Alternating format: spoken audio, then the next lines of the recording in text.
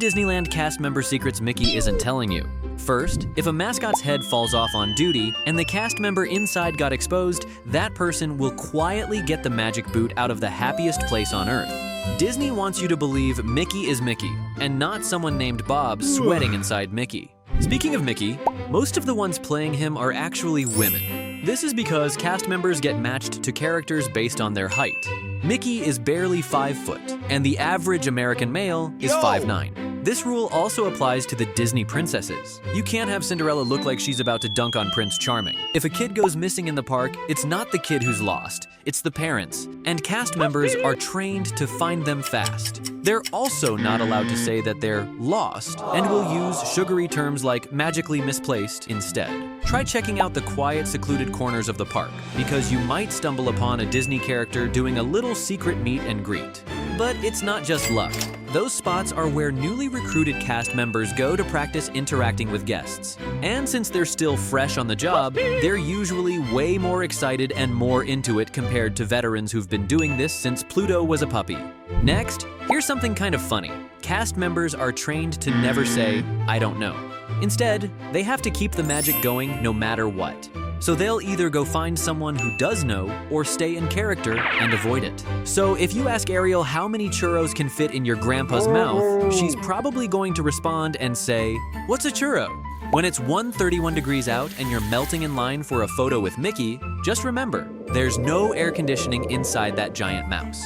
Yet the person in there is smiling, waving, and hugging hundreds of guests while boiling inside that full-body oven.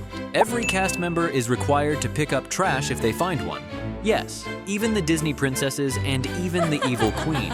But here's the catch. They're not supposed to look like they're picking up trash, so they've perfected a special move called the swoop and scoop to make it look smooth and magical. That's why if you ever see Peter Pan do a random spin, just know he picked up a churro wrapper from the ground. Next, cast members who play characters, especially superheroes, have to look the part exactly to a T. That means no big tattoos, no neon green mohawks, and definitely no Captain America with dreadlocks. Because when kids meet their hero, they're expecting a superhero, not a SoundCloud rapper. Whether it's Mickey Mouse, Elsa, or even a janitor who helped a lost kid, if a park visitor goes in for a hug, Disney Magic says they can't let it go. Cast members are forbidden to let go of a hug first, so if a guest decides it's 10 minutes, it's 10 minutes. Cast members have to sign autographs exactly the same way the character would. If you're a Disney princess, you'd have to do it elegantly and gracefully like a true royal. But if you're playing Winnie the Pooh, you just have to hold the pen like it's your first time seeing one.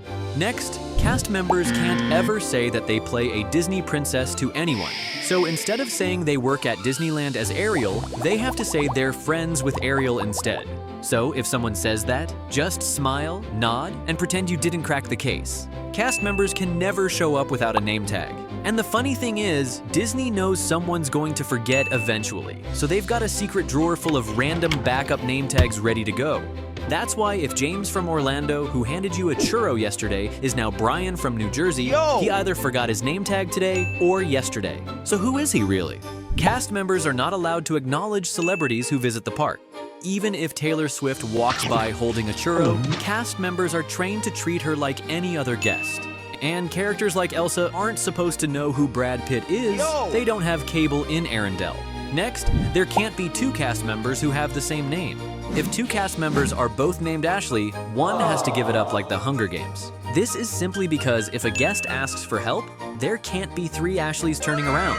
So the others have to be renamed to Ashley B, or worse, Debbie. Just like there can only be 1 Ashley, you'll never see 2 Mickeys in the same place. And every character must stay in their respective themed areas. You can't have Woody wandering into Tomorrowland or Darth Vader invading the teacups. If you're playing a mascot character and suddenly feel sick, you don't get to take off that $7,000 Mickey head. You're supposed to throw up right inside it. If you see a character cover one eye and raise their other arm, don't try to high-five them. That's a signal to their handler that they're not feeling well. But if they raise their right hand in a fist instead, it means the magic has already spread to the costume. Next, Disneyland has lots of undercover security, but they're not actually hard to spot if you pay attention. They usually wear sunglasses, an earpiece, and even hold a Coke bottle or some Disney merch so they look like they're blending in. But the biggest clue is in their expressions. Most guests look tired, lost, or overwhelmed. Security, on the other hand, always looked like they just rode Space Mountain for the 10th time. If you're rude to a cast member, just know that Mickey will remember you. Your behavior can get logged through your magic band. And yes, that note might affect how magical your experience feels the next time. Disney characters don't just act, they have to fully believe they are the character. So if you're Rapunzel, you better know what shampoo she uses or if she even gets split ends. Cast members have to study everything from movie scripts, Wikipedia pages, and even fan theories. Next, every response, even to bad news, has to be coded in Disney magic. Which means if Space Mountain suddenly breaks down, a cast member can't just say the ride is busted. They'll have to say something like, Space Command is updating the launch systems. So you're not actually stuck in line, you're in a galactic delay. If you're completely lost and spinning around trying to find Sleeping Beauty's castle, cast members are not allowed to help you, because they can't actually leave their assigned areas. But you know who can? The custodians. Forget the princess and ask the guy with the map and the mop. If you ever see someone in the park that is walking around in smocks or bloomers, they may very well be a Disney princess on their break. They go around in that outfit to avoid getting their costumes dirty. But don't be shocked to hear them shouting and cursing on the phone. Princesses have to drop the royal act, especially when they're off the clock. Next, before a cast member gets to be Cinderella or Belle, they have to be Goofy or Pooh first. This is because they must first endure 5 full days of fur character training melting inside a giant animal suit. Only then can they graduate and finally show their faces to treasured guests. Disney princesses are required by the laws of Disney magic to be sunshine in human form. Even if a guest is yelling because Space Mountain is closed, or their $15 pretzel is slightly less Mickey-shaped than expected, they have to smile like their life depends on it. If you see a character suddenly come out unscheduled, or if there's suddenly an unexpected show in the street, it's probably not because Mickey's feeling extra generous that day. It's actually a way to gather a crowd and distract you so in-demand rides like Autopia recovers from its 120-minute wait time. Next, during princess makeovers at the Bibbidi Bobbidi Boutique, cast members secretly do a lice check. If they find something magically crawling, they will discreetly say they've found Pumbaa. But hearing this doesn't necessarily mean your child's royal dreams are crushed. She'll still get the dress and the glitter, but the hairdo will take a royal day off. If you give cast members a small gift, like a handmade pin, or a cute crayon drawing with the word "thank you" spelled wrong, many cast members actually see these as a badge of honor, and they actually keep those gifts for many years to come. They can go into the parks for free almost any time when they're not working. And yes, they can bring friends or family with them.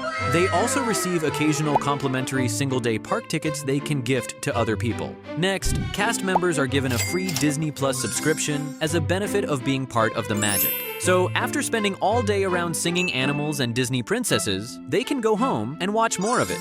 Oh, and it's the subscription with ads. Cast members can get invited to try new rides, shows, or even entire lands before they officially open to the public. They get first dibs weeks before everyone else. Disney characters aren't allowed to freeze in place, even for a few seconds. Standing still breaks the illusion that they're real, and they have to continue moving even if they're covered in 20 pounds of foam. Next, it's a famous rule that cast members are expected to stay positive and smile at all times. But even when no one can see their face inside a Goofy suit, they still smile as well. Not that there's a security camera inside the costume, but because bringing the magic to others makes them smile too. Just because the character is female doesn't mean the performer is. Most of the time, it's about who fits the costume. So Queen of Hearts is generally played by a man, while Mickey Mouse is always a woman inside. Every Disney performer has to start out wearing a full mascot suit like Goofy. So when someone finally gets promoted to a face character, it becomes a bit of a status game. And within that world, villains actually rank lower than princesses. Because of this, some top-tier princess performers can get a little royal backstage. So Cinderella might be throwing shade, while Evil Queen could be the fairest of them all. Next, compared to princesses who have to smile while toddlers scream in their face news is, Disney villains have to play the bad guy, so it's their job to sass, roast, and mildly terrorize guests all day long. This also lets them hit back at rude, treasured guests and get away with it under the pretense of being in character. Unlike other face characters who can squat down to pose with little kids or rest for a second, villains are far too proud beings, so they're not allowed to sit or kneel while in character. Performers have to hit a quota for how many guests they interact with, especially during meet and greets. Since they usually get less than an hour each shift, they have to plan every guest interaction down to the last second. This is a lot easier for fur characters who just wave and nod, but much harder for princesses who have to smile and talk. Next, every Disney character you see walking around deserves a trophy. This is because before they got the job, they had to survive extreme auditions that itself could be its own reality TV show. First, they cut anyone who doesn't meet the height requirements. Then they check everyone's smile, how well they improvise under rude guests, character imitations, full costume tests, and if you want to be a princess, you'd have to pass princess school as well. On the positive side, all the lost items in the park that don't get claimed in 90 days get sent to a secret cast member-only sale at the back of the Magic Kingdom parking lot. They can buy phones, cameras, and lost Mickey ears for the price of a churro. If you met someone with the name tag Chris from Orlando, there's a good chance they aren't actually Chris or from Orlando. That's because Chris from Orlando is a safe, gender-neutral backup name cast members use when they forget their real name tag. But eventually guests learnt of this, so there are now more name tags to choose from, such as like from subscribe. Next, when a cast member says, "Have a magical day," some guests think it's a code word for something insulting, which it is, depending on the situation.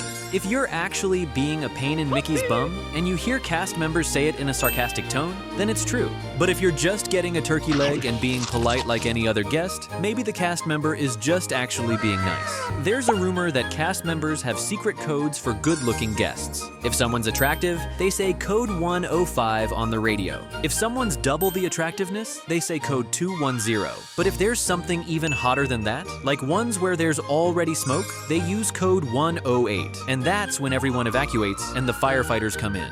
If a cast member wants to grab food during their break, they have to change into normal clothes first. You can't have Elsa munching on a churro in front of guests, and they only have about 10 minutes to get their food and get it backstage. Next, Disney food cast members actually have to eat everything on the menu before they're allowed to serve it. This is so they can describe the food to guests properly. So yes, snacking is part of the job. If a cast member calls out sick, they're not allowed to enter the park that day. Disney's system can track their ID at the entrance. So if you fake a cough to skip work and ride Space Mountain, you're not just pretending to be sick, you're also pretending you still have a job. When a cast member does something amazing, like giving a guest an unforgettable moment or receiving a cast compliment, they earn the honor of naming a snack cart. So don't be surprised if you stumble on a Dole Whip stand named Whippy Goldberg. Some legendary cast member clearly had a sense of humor. Next, there's a secret cast member only store called Cast Connections, and it's basically Disney's version of Costco. It's packed with discounted merch, oddball props, and maybe a please subscribe t-shirt. Cast members can even bring guests, assuming they have the cast connections. If it's your last day working at the Haunted Mansion, it's a tradition for fellow mansion cast members to send you off with a dry erase gravestone with your very own RIP message written on it. Even cast members who don't interact with guests still have to go through full hospitality training. This is so even the guy fixing the light can give you a magic moment. Next, every night after the park closes, maintenance cast members go around the park with paint, and they touch up anything and everything if it was chipped or scratched during the day. The backstage restroom for cast members are not so magical. They're deliberately limited in stalls, which means during peak times or post-Bad Burrito, there's a real fast pass competition. Did you know that Disney princesses actually have to learn how to do their own makeup? They have to undergo a makeup crash course for the certain character they portray, so it lives up to Disney's standards. Next, before stepping out on stage, they have to get approval from the Cosmo team first. It sounds like a space organization Buzz Lightyear would be a part of, but it's actually just short term for the cosmetics team. They're in charge of final checks, and sometimes they'll say no if a princess had one too many churros or an unfortunate acne breakout. According to an insider, fur characters like Goofy and Mickey secretly hate face characters like princesses and villains, mainly because they get paid more and don't have to sweat through 95-degree weather in a giant heavy foam head. While characters like Pluto are sweating buckets inside their walking sauna suits, princesses have their own weather problems, which in December, some princesses have to wear sleeveless dresses outside even when it's freezing cold. Elsa might let it go, but the rest? Maybe not. Next, being a face character like Snow White means you get checked often to make sure you still look like the fairest of them all. So if your face gets a zit, or even slightly puffier cheeks after one too many Dole Whips, you might get quietly reassigned from being Snow White to one of the 7 dwarves. Once you're fully trained to be a Disney princess, you've got a golden ticket to work at almost any Disney park around the world that needs a princess to show up and sparkle. There are limits to taking photos with them. You must not be wearing offensive shirts, have them hold commercial products, and you can't have them pose near not-so-magical places like restrooms. Next, because fur characters can't actually speak, cast members who are friends with Mickey aren't allowed to be heard coughing, sneezing, or accidentally saying oops when they bump into a like and subscribe button. There's this one character that cast members don't want to get assigned to. While Mickey and Minnie have giant eye holes thanks to their character design, Winnie the Pooh is one big nightmare to get around with because his eyes are just 2 small dots. There's something known as the Disney hiss. It's a loud hiss that sounds like a steam engine blowing off steam. It's one of the few sounds that can actually cut through the noise in the parks and still seem normal to guests. Ride operators use it when they need to quietly signal to other cast members that a ride is about to shut down or come back online. Next, if you pay attention closely, you might notice cast members passing little paper slips to each other like they're doing something sketchy. These are from a system called the Cast Deployment System. It helps assign shifts, rotations, or sometimes even an early clock out. Whatever's printed on that slip, they deliver it like it's a mission from HQ. Because it kind of is. They use radios, but not in a roger that, over and out kind of way. Instead of saying, someone puked a churro near pirates, they keep it classy and say, Code V in Adventureland. It sounds top secret, but it's really just Disney speak for bring the mop again. They must use region-specific wordings for immersion, such as cast members at the Polynesian village must greet you with aloha, whereas try that at Frontierland and you'll sound like a surfer who took a wrong turn at a saloon. Next, cast members are trained to kneel or bend to a kid's level, not to challenge them to a duel, but to make them feel seen and respected. Simple friendly language and a good old high five go a long way in turning shy kids into full Mouseketeers. While not in any official handbook, if you are dating a fellow cast member, expect management to separate you faster than how Disney separates guests from their money. Before the nightly fireworks show, Disney quietly sends up a white balloon as a secret wind check. One of these balloons goes up behind Main Street, and if it drifts south toward the crowd, the entire show gets canceled. Next, store cast members are trained to immediately tear up any receipts they find on the ground. This is because some treasured guests try searching for dropped receipts, then grab the matching product off a shelf trying to get a refund. Not many people know this, but back in the day, you could walk into City Hall and politely ask for a signed photo of your favorite Disney character. If you're hired to play a Disney princess, you can kiss your Instagram goodbye, at least when it comes to posting pics in costume. Disney strongly discourages face characters from sharing any in-character photos on personal social media. The moment guests see that Ariel is also a college student named Jessica, the magic is broken. And so is Jessica's contract. Next, you won't ever catch a Disney princess posing with SpongeBob. Not just because he's not in the park, but because characters aren't allowed to be seen or photographed with non-Disney figures. No one's living in a pineapple under the sea. Disney princesses aren't allowed to have casual, off-script conversations, even if it's the celebrity you really like, or your long-lost father who bought milk 10 years ago and never came back.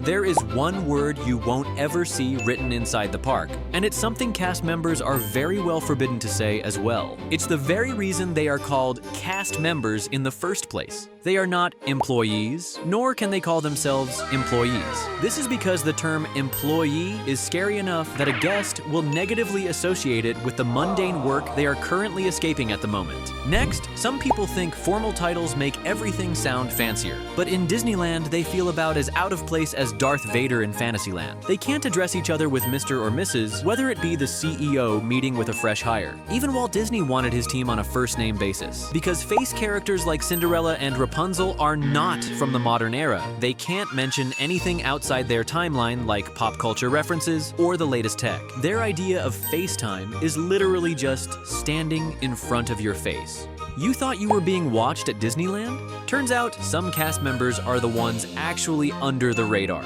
Literally. Disney uses GPS tracking on iPhones for some cast members, specifically in custodial roles. And it's not so Mickey can spy on them as they draw his face on the pavements, but to monitor trash cans and send them where cleanup is needed most. Next, there's a rumor that every cast member knows what's coming next at Disneyland. But in reality, most of them are just as surprised by leaks and announcements as you are. So, spoiler alert, they're not hiding anything, they just don't know as well. Being a cast member can be the best job in the world, but only if you're really a fan. Because smiling for 10 hours straight is Olympic-level acting, especially when you're running on 2 hours of sleep and no lunch. And yeah, the happiest place on Earth doesn't always come with the happiest paycheck. Some character costumes aren't designed with eye-level vision, so the real view is somewhere much lower. So when you kiss Mickey's nose, cast members see it like you're kissing into their soul. Next, sometimes you went in for a surprise hug with Woody, but the surprise was all theirs because they just stood there. But don't take it personally, because they probably just didn't see you thanks to the narrow vision in their costume. Always approach them head-on. Back in the day, anyone playing Donald Duck had one unusual requirement. To keep the costume's proportions right, he could only be played by dwarves. Any taller, and Donald would have looked like a mutant goose. Every shop in the park comes with an invisible timer the moment you walk in. Cast members have to greet you in under 10 seconds, or else Mickey might eat them. Disney princesses do their best to stay in character during emotional meet and greets, but they often tear up as soon as the child walks away.